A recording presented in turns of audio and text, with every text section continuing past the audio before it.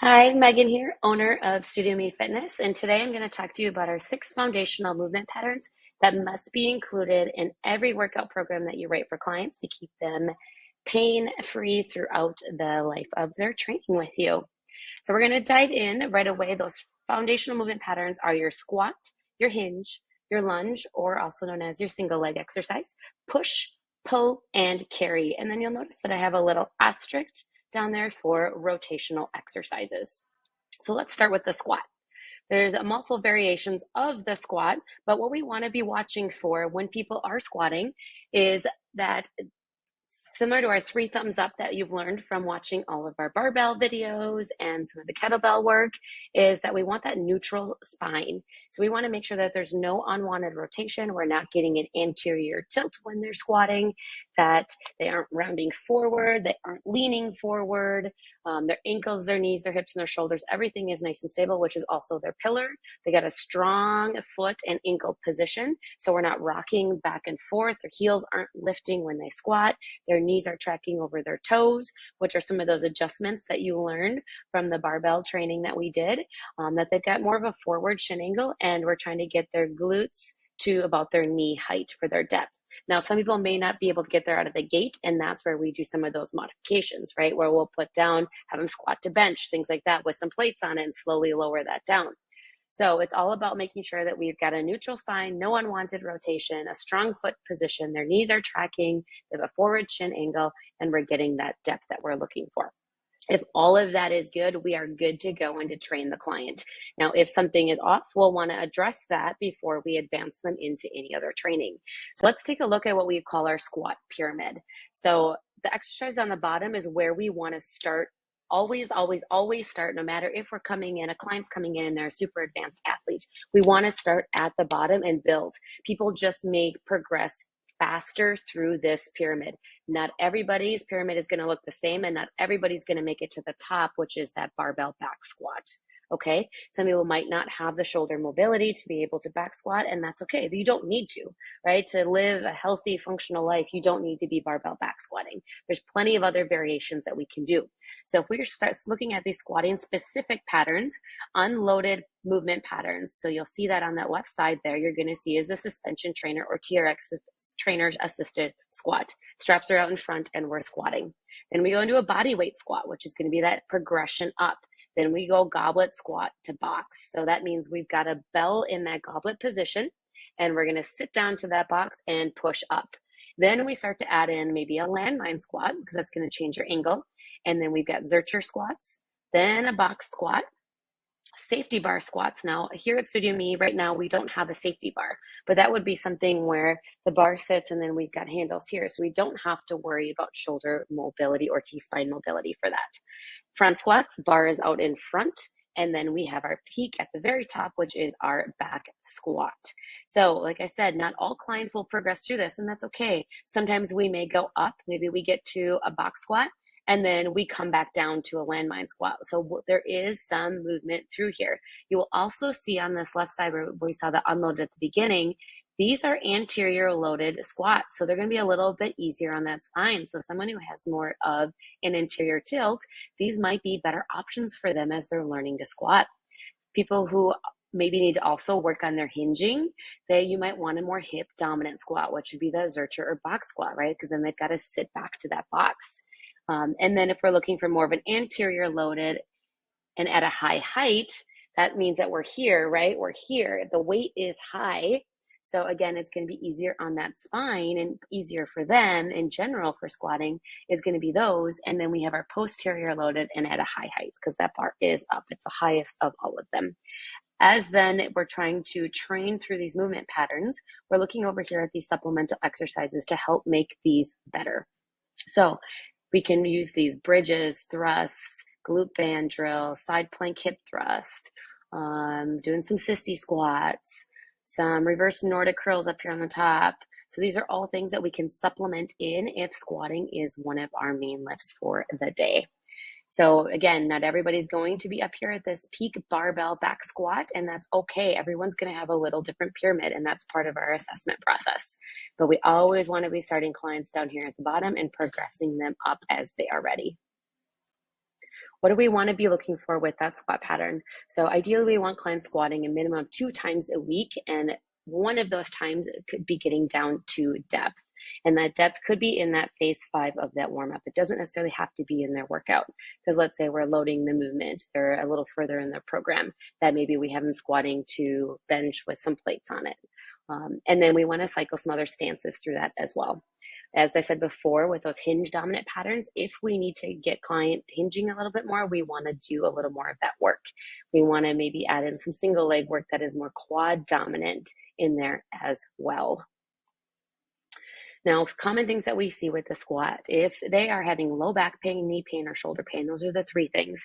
So if they have that low back pain, switch to an anterior loaded, it's going to take that pressure off the spine. So refer back to that pyramid. What are some of those anterior loaded? Goblet squat, right? Or that barbell front squat. If they have knee pain while squatting, then maybe we need to try some of those hinge dominant, because that's going to shift the weight back a little bit more, unload those knees and take some pressure off those knees. Or if they have shoulder pain, we're just not going to do any barbell back squats until we can increase that shoulder mobility. And if that's not an option, then we just don't do barbell back squats, and that's okay. The client doesn't need it.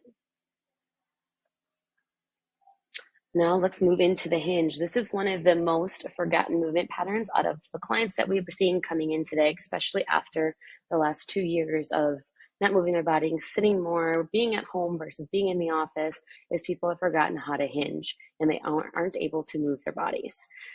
So that hinge, things very similar on those 3 thumbs up, right? I'm going to list a couple other things here, but things that we want to look for and watch for is we have that neutral spine. We aren't getting any of that lumbar flexion, right? That anterior tilt. We don't have any unwanted rotation. So we've got our feet are planted. There's nothing going on at the knees, the ankles, the hips, the shoulders. Our pillar is nice and strong. Strong foot and ankle position. Our knees again are tracking, so we might have to adjust those toes if they're not. On this, we want a little more of a vertical shin angle where that knee is not going over those toes. And we want the palms at least below the knees for that height. So with that hinge, and I would say for a majority of the clients that you're training, especially when they're new, but typically we want to do an assessment to make sure what their hinge height position is. And you'll see that when we get into our assessment piece, but most of our clients are not able to hinge to the floor. It's too deep for them. They end up losing their spinal tension, and that's when injuries occur. So we want to meet the client with where they're at. We don't want to force them into a hinge position where now they're trying to pick up a weight off the ground that they're not ready for yet. So we raise that weight up until they're ready to bring it down. And you'll see in a lot of our group training, we raise for that hinge, those deadlift patterns. When we are using the barbell or the trap bar, we are raising them off the ground to where their movement is accessible for them. We're not forcing them to go beyond what their body is capable of doing. So just like we looked at with the squat, we have here our pyramid for the hinge movement pattern. So this is, like I said, it's one of the most forgotten movement patterns. People just really struggle with getting into this hip hinge, and it's what we take a lot of time in, and why for even our small group training we've created a foundations program so we can really focus on that. We always want to start and just make sure, even when we're doing our client assessments or intro sessions, that they're getting that body weight hinge. They've got that down before we progress any further up towards the top of that pyramid. And again, everybody's pyramid is going to look different. So if they're struggling with any of these, we want to come on over to the supplemental exercises and do some of these basic things. Now, we don't have some of these machines, but there's ways to get creative with it. Okay, but these supplemental exercises can help make these better so we can move up this pyramid. Body weight hinging pattern to an anterior loaded good morning, to a standard banded thrust, to angled deadlifts. This you could just use banded to some pull throughs, ultimately getting to some pop-ups to some swings. Then we go from top down RDL before we go from their appropriate height. So this appropriate height, again, is relating back to that assessment I talked about that you'll learn in the new client intro assessment on what is that appropriate height for the clients. When do they need to stop because they're losing some of that spinal tension? So the appropriate height might be 1 plate off the floor. It might be 2 plates, but it's finding out what that is, ultimately to deadlift from the floor. And then it is, and this could be a trap bar as well, to a peak deadlift from the floor, from that dead stop, the top of that pyramid of that hinge. You'll notice that we've got here pure hinge, with a non-vertical load because of how we're hitting these. This is a vertical load because we're top down, up and down. And then here's a vertical load, but these are all from a dead stop, right? Other things that we can manipulate before we move up on that hinge pattern is also playing with the stance. Maybe you do an offset, maybe you do a sumo stance. So there's a tons of different variations, which you will start to learn when we get into that programming module. But for now, just take a look at these pyramids and how we progress a client up or regress a client down from them. Same thing with the squat. With the hinge, we want to make sure that we're getting a minimum of 2 times a week training this hinge pattern. Doesn't mean that it's the main effort focus for that client, but 1 time a week should be that main effort focus, especially if they've forgotten how to hinge. Okay, we want to go typically one of those from a top-down training position. We want to try hitting all variations from a dead stop to their individual max depth, and then supplement with direct glute work and or hammy work. And especially if their stance is not a pure hinge stance, maybe they're offset, maybe you're doing some single leg work. Really good to help progress them to getting ready to do some barbell deadlifts. Now, some of the common things that we see in deadlifts where pain occurs is in that low back. And so this is where if they're having low back pain, maybe we're trying to raise them up, we're trying to look and see, do they have that anterior tilt? Are they getting their lats engaged and doing some work there? But otherwise, we're going to want to push them to training without that vertical load.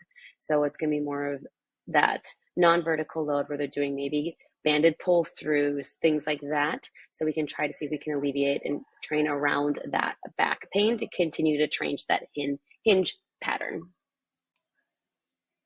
The next of the movement patterns is the lunge, and this is probably one of the most neglected movement patterns. You'll see that we lunge quite a bit.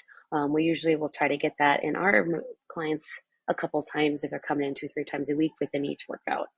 So there's 3 different levels with the lunge. We have the split squat, which is going to be 2 points of contact at all time. You have no moving parts. We're just in that lunge position, offset position, going down and up, down and up. Now within that, you can progress that and add weights to just one side. You can change the tempo. You can do tons of different things with that. But that is level 1 where you will start clients before we start moving them. Level 2 now is where we add some movement to that, where we'll do one lunge, reverse lunge, or a forward lunge, or maybe a lateral lunge. So we'll go from a 2-point contact to a 1-point contact. This could also even be moving then into our single leg, right? So now we go into a single leg deadlift, or we go into maybe some walking lunges, all kind of tying into that. But that single leg, once we can progress to the 2-point to 1-point, so movement in our lunges, then we can go to pure single leg work. So keep that in mind as we're looking at that lunge pattern. So here we go. Here's a perfect example of it. Our level 1, here we go with our split stance. We're just going up and down, and here's some notes on things to look for. So a 90-90, start in that half kneel, and we want to make sure, again, that spine is neutral. We don't want any unwanted rotation in those knees, hips, shoulders, all within that pillar. We want to make sure that front knee has somewhat forward of a movement, and then of the torso angle. Okay, so here's also where you can play around on if people are having knee pain, which we'll get into, and you'll experience this as you start training and working with clients. But typically we want this more upright position here. Okay, level 2, when we start moving, we still want that neutral spine. A lot of times when we start moving with clients, we can start to see that mechanics start to fail. So we want to make sure that they keep that neutral spine. They're keeping that tension throughout that pillar. There's no unwanted rotation, and they have that strong foot position before they even begin. So if they're doing a reverse lunge, they're stepping back and hitting that lunge pattern.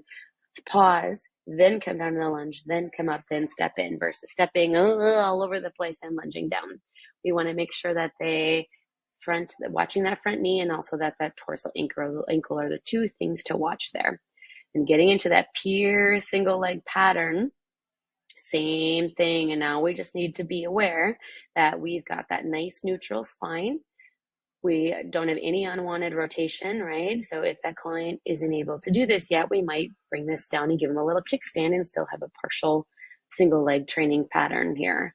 Okay, so keeping no unwanted rotation, keeping that pillar nice and strong, nice strong foot, feeling the balls of the feet and the heel push into that ground, hips are moving back, And then we're trying to get the palms just below those knees without breaking that spine. So keeping that spinal tension in there. If everything looks good, then we can keep progressing clients.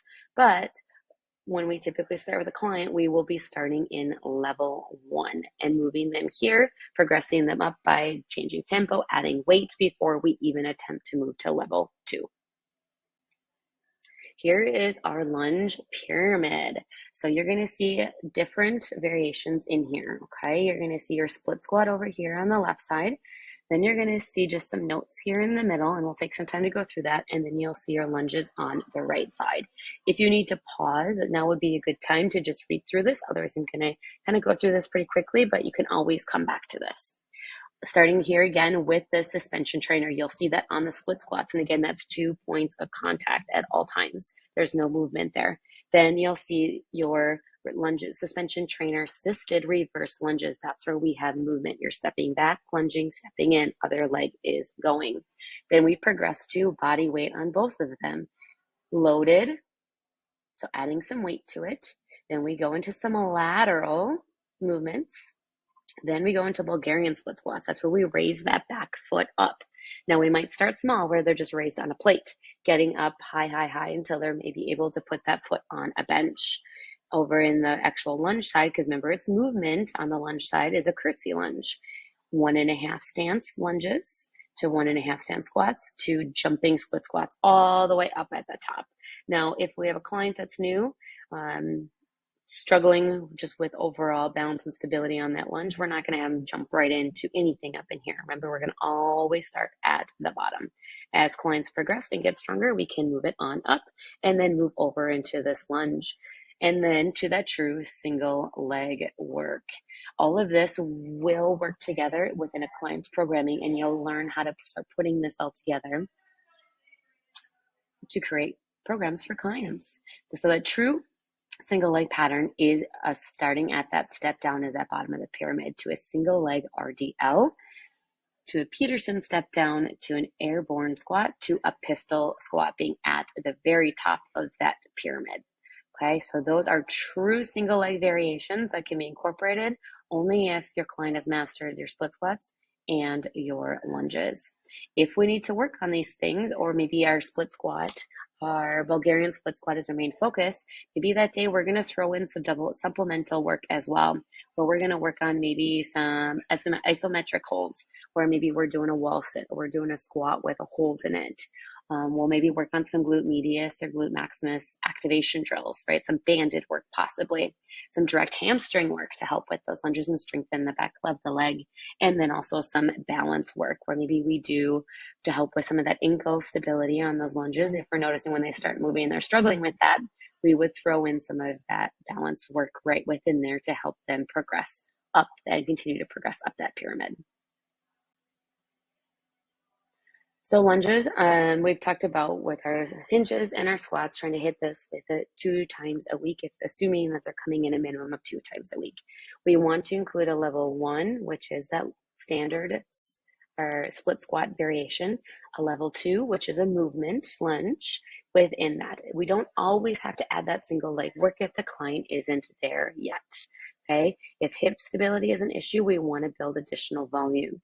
If we're finding that it's more of some ankle issue, then maybe we add in some ankle strengthening stuff within there as well, and looking at that supplementary work there, and maybe using the BOSU within some of that as well. Some of the supplemental could be in a burnout at the end of the workout, or you could put it up in the corrective part of your warm-up. Okay, so there's lots of options on how to program some of this stuff in. Now, here's where some things that I want you to remember this, whether you write this down, you take a picture of this, you come back to it in the slide deck.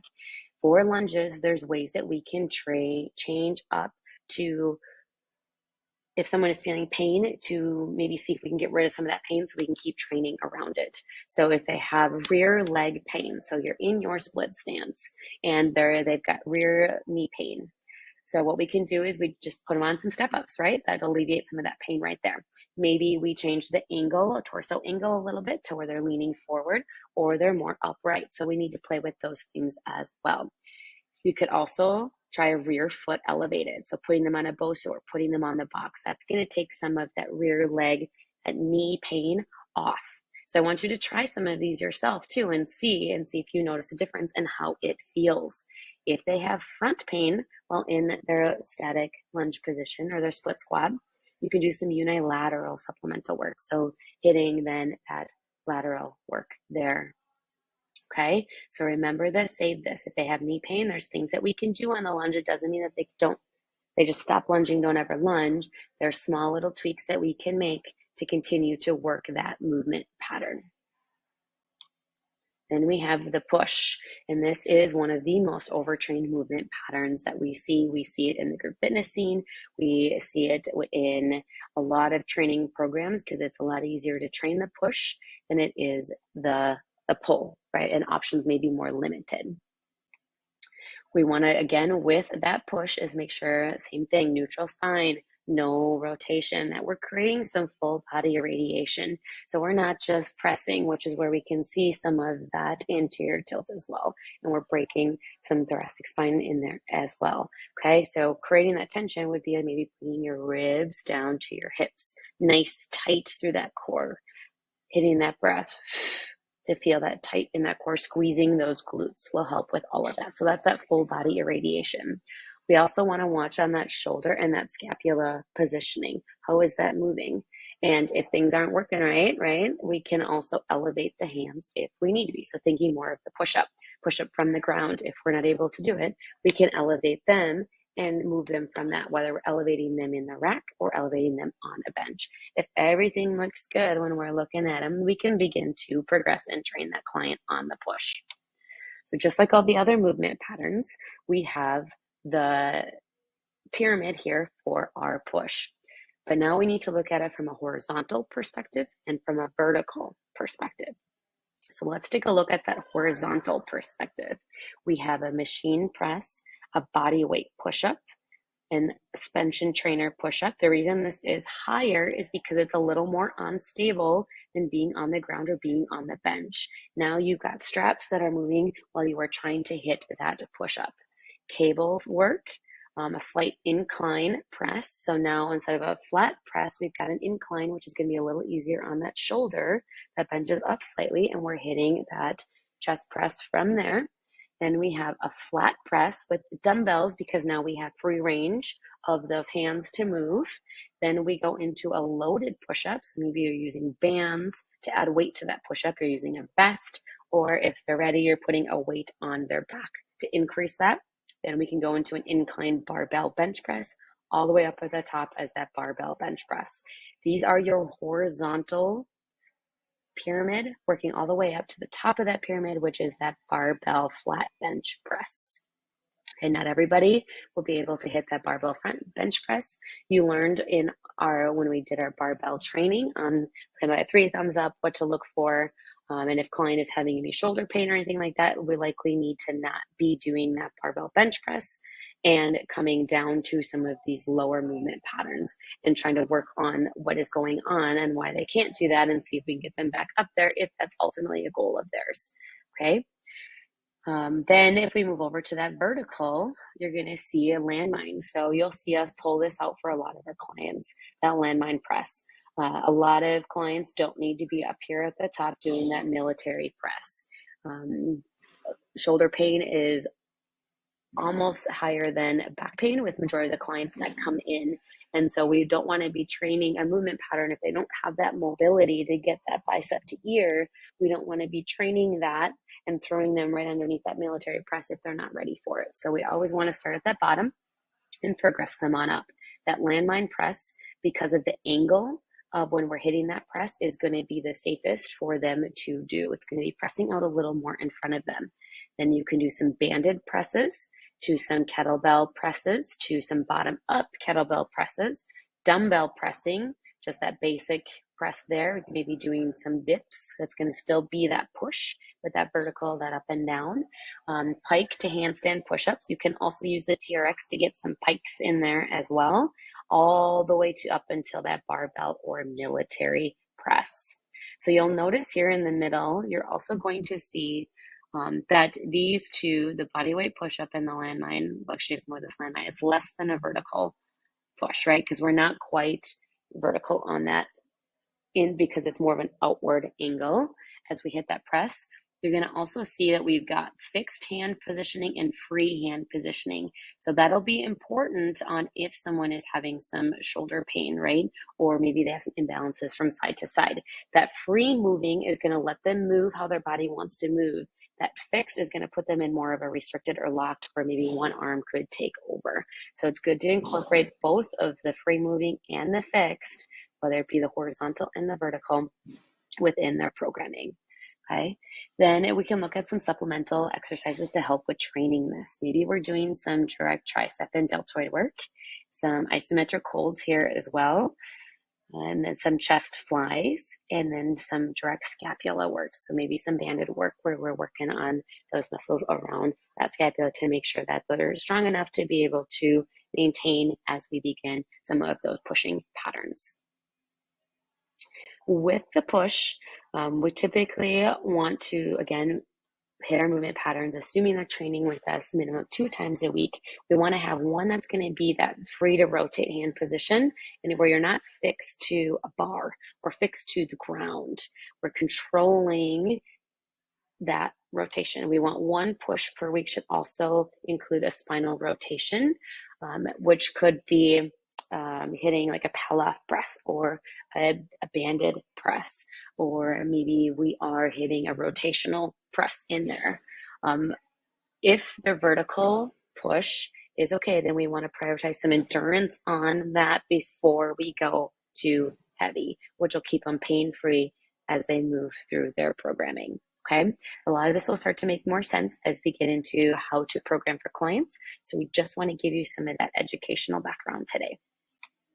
If clients are having pain, shoulder pain on that anterior or front side when they are pushing, what we can do is work on try to increase that rear delt activation, or getting it, it's just working on it stronger. So we're just going to work on that rear delt and trying to train that upper back, and that's doing more work, that scapular emphasis, while trying to increase that range of motion on the press. Okay, so if they're having that anterior pain, we want to avoid some pressing and work on those muscles, and then we can try it again. If they're having neck pain, which we have seen with a few clients, we want to avoid aggravating it, and we want to refer them out to a physical therapist. And we have some physical therapists that we can give and refer those clients to. Okay, so if we have radiating neck pain on any sort of pushing, we want to refer and get them out and get them the help. And we want to avoid any movements that are going to aggravate that. Okay, then we've got the pull, one of the most misunderstood movement patterns. So with the pull, we want to make sure we've got some scapular mobility and stability in there as we're pulling. We're smooth, we've got control. Do we have any shoulder elevation as we're pulling or rolling those shoulders forward? Are we able to create full body tension, so that radiation as we're moving? And then we've got that body at about a 45-degree angle when we hit that pull. So if they're pulling up too far is when they'll start dumping into that movement pattern. If everything looks good and we're good with some cueing, then we're going to go and we're going to get after it. We're going to start training it, and we can start at the bottom of the pyramid. So looking at that suspension trainer row, or like a ring row if you're not at a place that has suspension trainers, but that suspension trainer row on that horizontal pull. Then we go into a body weight row, a low cable row, or just low TRX rows. We've got face pulls, which could be banded or TRX. Then we get into some landmine work. Then we'll have some 3-point contact bent over row, and this is using a bench. So you'll have your knee down, you'll have your ankle, and then your toe, and then your hand will also be down as you are rowing, so creating a little more stability.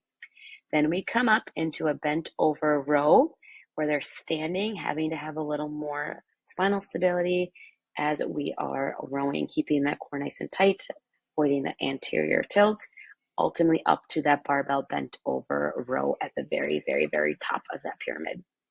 And that is our horizontal pull. If we look then at our vertical pull, which we want to be including both horizontal and vertical within our training programs, we have high cable rows, we've got straight arm pull downs, we've got a neutral grip pull down, So more where the palms are facing each other as we're pulling down. We have lat pull downs, which is going to be a wider grip. Pull overs, which would be laying down with that weight coming behind us. We've got assisted pull-ups. So now we're hitting that vertical up and down. We've got upright rows. So straight up and down with those rows, ultimately to that pull up. Now, a lot of clients will come in and have pull-ups as their goal. They get on that bar and they aren't even able to do one. This is how we can work to train them to get them stronger to be able to hit that ultimate pull up.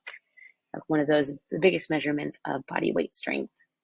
Okay, so some supplemental exercises that we can look at then here is some rear deltoid work, direct bicep work, isometric hold, and then again, some of that scap work that we saw on our push side. So we're trying to say a client that has a goal of getting a pull-up, we're going to work and build all of these things, including these supplemental work in here before we start throwing them on that pull-up bar, right? We want to get them stronger in all of these.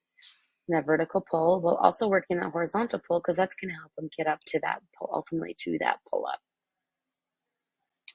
With that pull, what we typically want to see, which you'll see here in the bottom of the slide, is we want to see in our client training, when we're looking at the total reps that we are programming, is a 3-to-1 pull to push ratio. So when we're talking about the push, we are talking about how the push is the most overprogrammed within any really group fitness program and really with a lot of clients or at home programming. We want to see that you have 3-to-1 more pulling motions than you do pushing motions, and that'll help keep clients pain free. Okay, so that's the ratio that we want to see, a 3-to-1.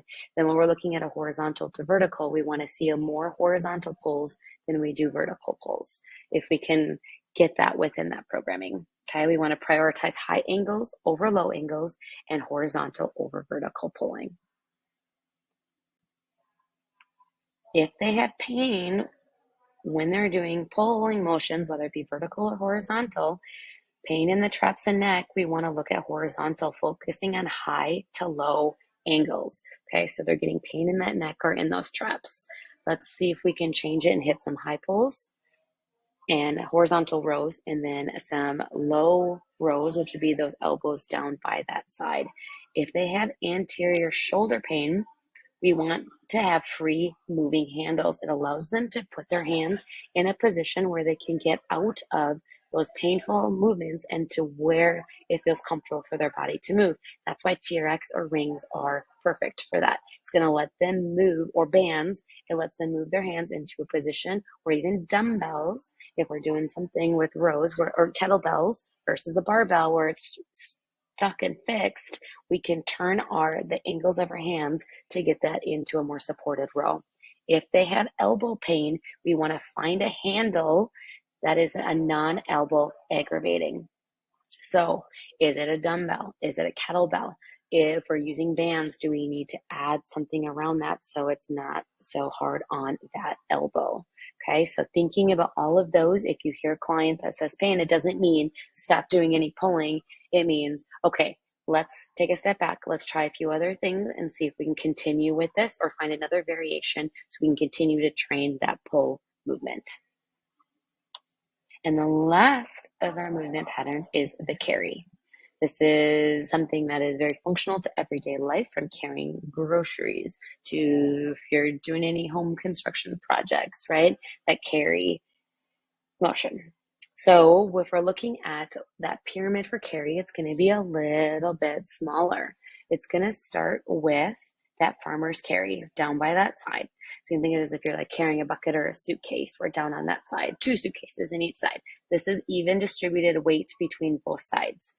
Then we have a single-sided farmer's carry, which are also known as a suitcase carry. So just like if you're carrying one suitcase, you pick it up, we have some anti-rotational work that we have to do there, which is why that's harder than the 2 weights down by the side.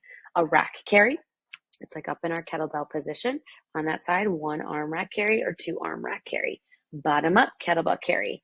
This is where we're holding onto that handle and that bottom is up, facing up, elbow is bent, and we're carrying it across.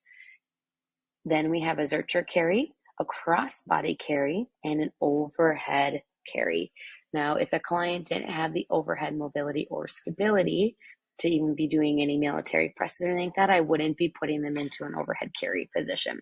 So all of these, while within each movement pattern you have progressions, we want to also be working together throughout them, and they may impact others. As the load moves up or is offset, then we start to get up on this pyramid as well. How can we progress this? How do we start this? We just start in a lying position, right? Then we can be in a prone position. We can do some of these things in a kneeling, where it's just a hold, all the way upwards of standing to walking with that. So that is that developmental pattern all the way up as we progress this. Now, it doesn't mean that we're progressing at the same time up both sides of these pyramids, right? We may take that farmer's carry, and maybe it just starts with a hold where we aren't moving, or we're kneeling with a hold. Then we go to a standing, then we go to a walking. Then we will bump it up to that single-sided carry. Same thing, single side hold with the kneeling position, with a standing, with a walking, all the way on up. So that is our carry. So let's review. We have our 6 foundational movement patterns plus our rotation. Rotation is something that should be included, but doesn't necessarily need to be within each day of that workout. We want to be able to ensure that we are training that 7th movement pattern within there, but it's not as crucial as getting these 6 within our workouts. We want to hit these 6 movement patterns within every workout. So you will see here at Studio Me, when we're programming for clients, we will take a total body approach if we're seeing a client 2 or 3 days a week. We want to make sure we're hitting all of these, but we'll have a main effort. So maybe our first day of their workout will be a squat and a push emphasis, but we're going to hit all of these then in those secondary blocks of work. Then our next day we see them, we're going to hit a hinge and a pull emphasis, with then our squat, push, lunge, and carry also incorporated into their programming. So we can't wait to be able to show you then how to take all of these, how to take these pyramids and give you the tools to create successful client programming, to get clients the results they're looking for, and to keep them pain-free.